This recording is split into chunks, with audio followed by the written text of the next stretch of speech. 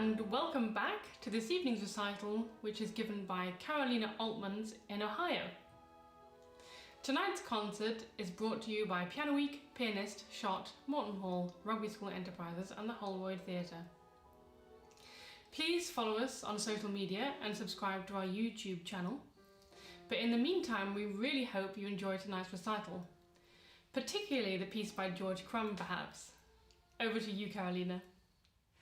Hello Piano Week, I'm here in Cleveland and I am ready to play a concert from my home studio as part of Piano Week Online Edition 2020. I have a quite varied program for you today.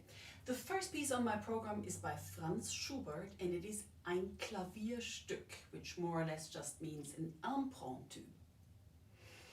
Schubert chose the key of E flat minor for this piece, which is quite a remote key. And I would like to talk with you a little bit about the minor and major choices in Schubert's composition.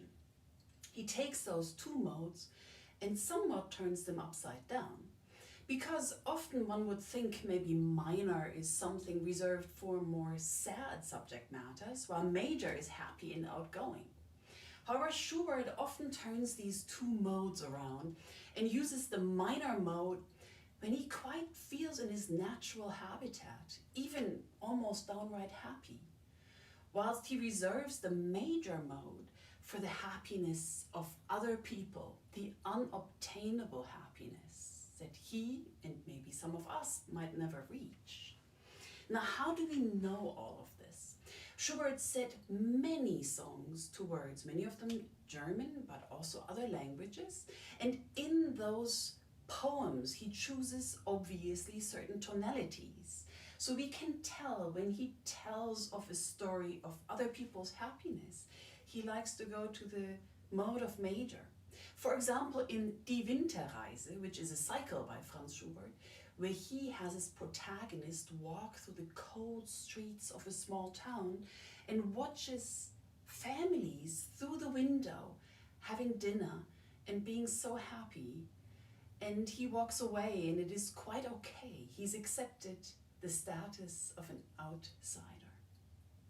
Let's now listen to Franz Schubert, Klavierstück in E flat minor.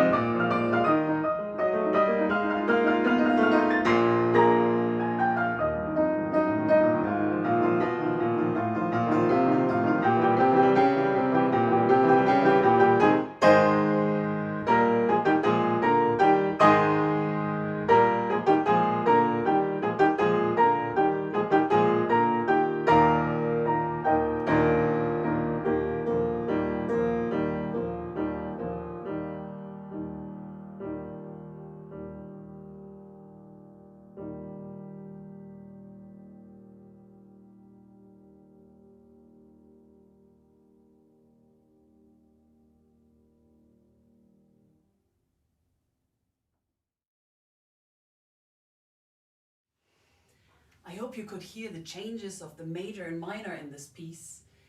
Quite an interesting late piece of Franz Schubert.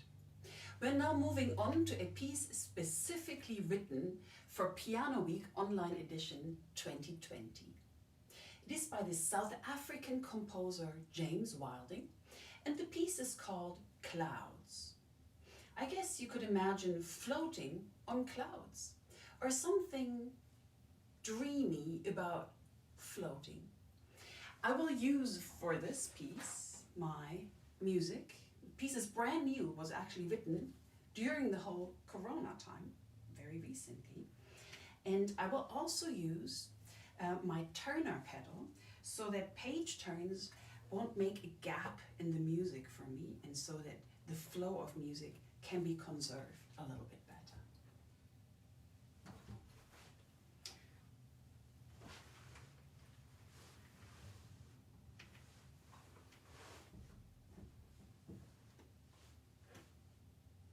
So here is Clouds by South African composer James Wilding.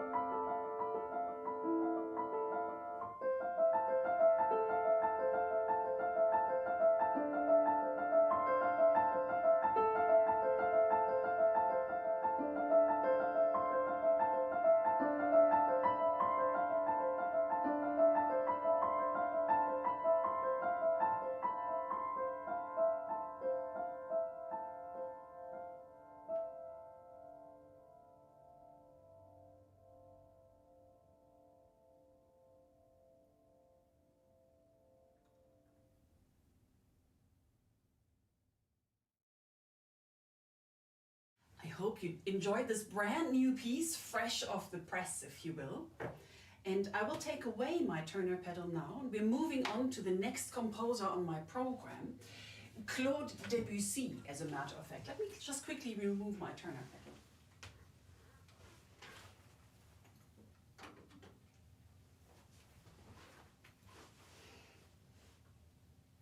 Now, for this program today, I have 3 preludes by Claude Debussy, and they're very different in character.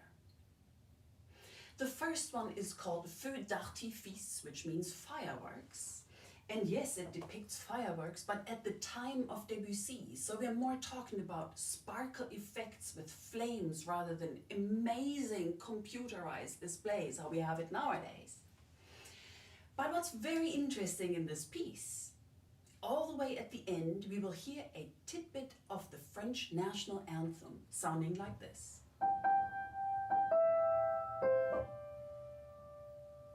It's just an excerpt of the anthem. Aux armes citoyens is the text for it. Now it is a little bit as if with all the noise that the firework was making, we all along never heard that there was a band or an orchestra playing this music. And once the whole sound and noise is quiet, the wind carries a little bit of it to our ears. That's the particular beauty of Feux d'artifice in my eyes. Next one is Voiles, which means in English either veils or sails. I think I'm going to go with sails for this one. You will hear the 3-layer technique of Claude Debussy. In this case, the lowest layer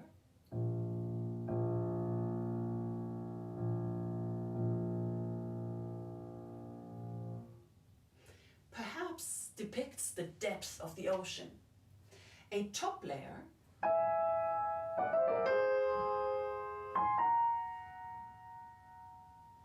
is maybe the sky, the clouds, the sunshine, or just the weather in general.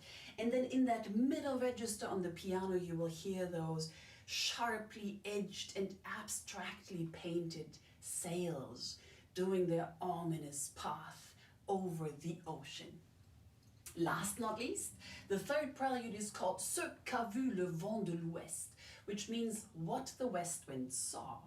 Now, if you look at the map of France, you will see that to the west, there's really just the open ocean, which leads me to believe that the piece is all about what happens on the open ocean, the Atlantic. Crazy refugees, battles at sea, maybe people who tried to make it to America. Some succeeded, others didn't. So a lot of turbulence, and it's almost brutal at times in the piece. But also in this prelude, much like in Feux d'artifice, you can hear at the very end a tune. And I sometimes imagine maybe it's something like you hear from a far away ship somebody playing some music. It almost sounds like guitar strumming to me. Both these effects of the wind carrying sound to our ears at the end of the first and third prelude. First, Feux d'artifice, fireworks. The second prelude by Claude Debussy will be Voiles, sails or veils. And the very last one, Ce qu'a vu le vent de l'Ouest, which means what the west wind saw.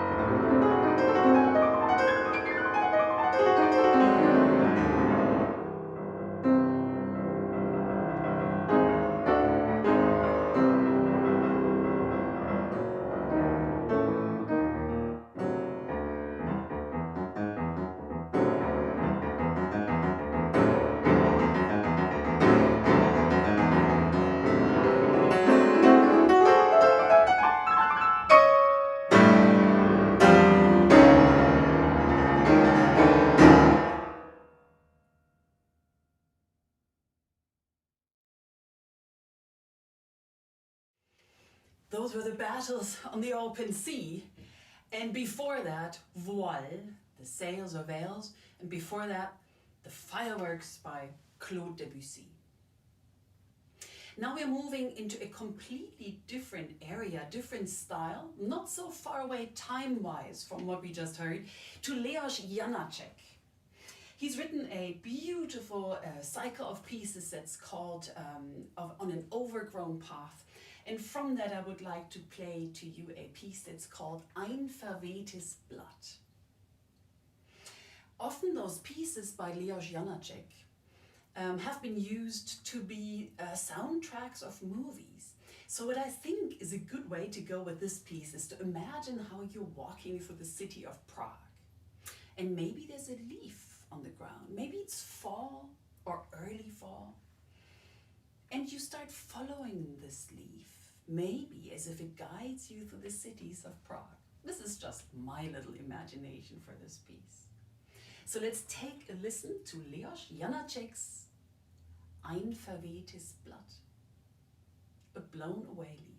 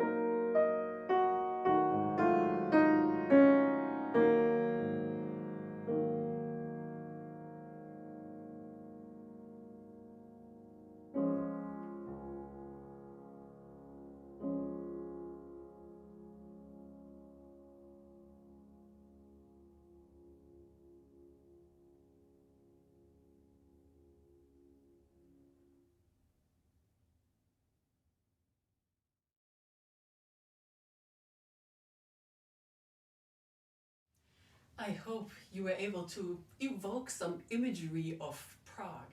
I just love this type of music. It just makes you float away. We are now going to go to some American music, as a matter of fact. Two pieces I've got for you, and they are very different from each other. Charles Griffiths is the composer of my first piece. Now, Charles Griffiths lived around the turn of the century, and he was a partying kind of guy, if you will. Think the roaring 20s in Manhattan. And he loved to frequent underground establishments, perhaps consume some opium, that sort of lifestyle. Excuse me, very well-to-do gentleman. And he wrote a number of piano pieces. As a matter of fact, none of this is too well known, except for one piece that here stateside a lot of people know, which is called The White Peacock. Now, I looked a little bit around and I quite liked his compositional style. It is a little bit impressionistic, but has Griffith's very, very own language. The piece I will play to you is called The Night Winds. And The Night Winds are featuring a poem by Edgar Allan Poe.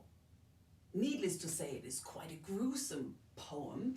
It is about the night itself spreading a pall, a black pall, which is a wrapping for a casket over the landscape, including a beautiful lake. And the observer gets to look at this lake and suddenly realizes with the nightfall, the lake has become gruesome. So let's take a listen and see how Charles Griffiths sets this very short excerpt from the poem, The Lone Lake by Edgar Allan Poe, to a piece that's called The Night Winds.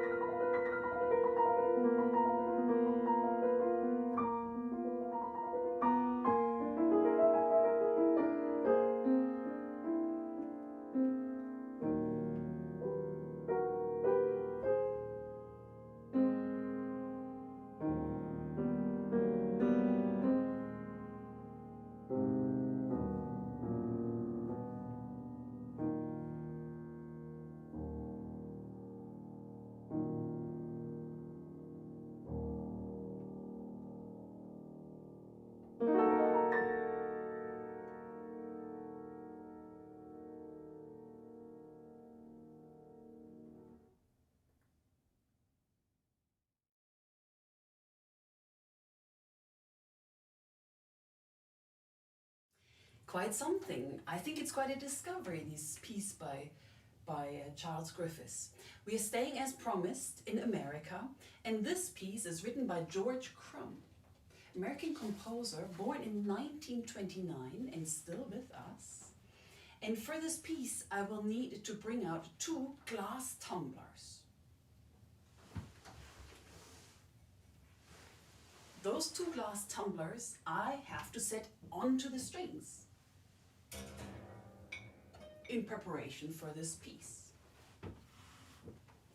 Piece is called The Ghost Nocturne for the Druids of Stonehenge. It is a set of 12 pieces, each dedicated to one sign of the zodiac. This happens to be dedicated to Virgo. It is also dedicated to friends of George Crumb. You will hear me singing during this piece, and the singing is actually supposed to imitate the Indian tambura instrument, and the indications of George Crumb are very particular. Pardon me, getting ready for my singing here. He says to pronounce the R's and the I's, much like in the French words vin or bon. And he also says to put the phrases very close together, and you will see this really does imitate the tambura. I actually looked up some YouTube videos to see what the tambura sounds like and tried to rehearse my tambura-like singing.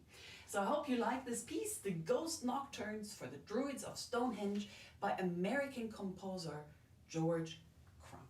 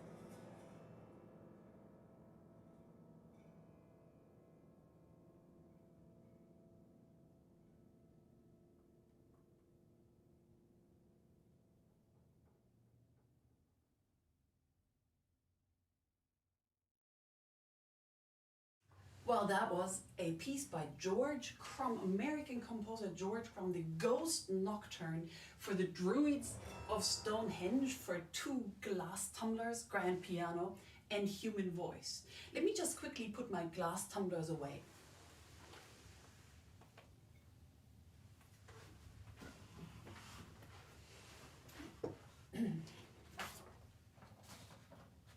The very last piece on today's program is maybe the most famous of my whole concert today.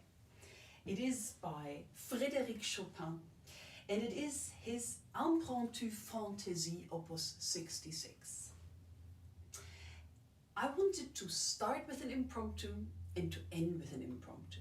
And both of those pieces, my Schubert I played at the beginning of the concert, and this Chopin that I'm now going to perform for you, are very similar in build. They have two outer sections and a middle section. In this case, Frédéric Chopin uses the key of C sharp minor, quite a tempestuous key, and then switches to D flat major, a very mellow and smooth key, for his famous middle section. I hope you like the very last piece on the program for Piano Week 2020 online edition, Chopin Impromptu Fantaisie, Opus 66.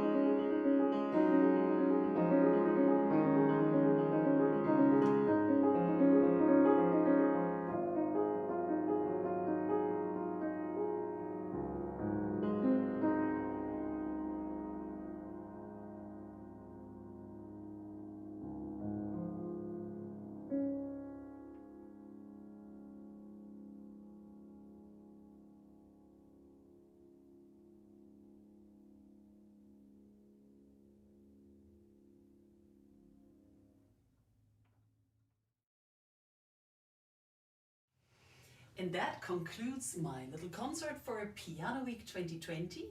Thank you very much for listening. It's been a pleasure to play for you. And I say goodbye from Cleveland, Ohio.